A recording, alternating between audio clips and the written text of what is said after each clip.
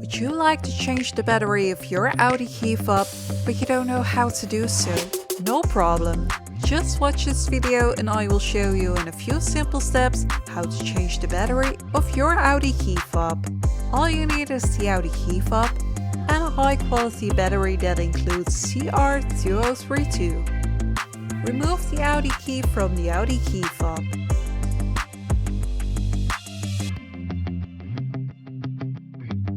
At the front you will find a small button which you can press on.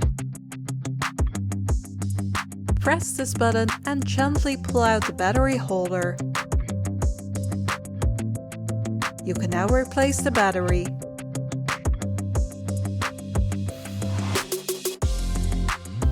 Slide the battery holder back into the key fob, which is secured with a click, and place the key also back in the Audi key fob. The Audi key fob is showing all its power again and can be used again for a period of time. Thank you for watching this video and don't forget to click on the subscribe button to see more VAG CAR tutorials.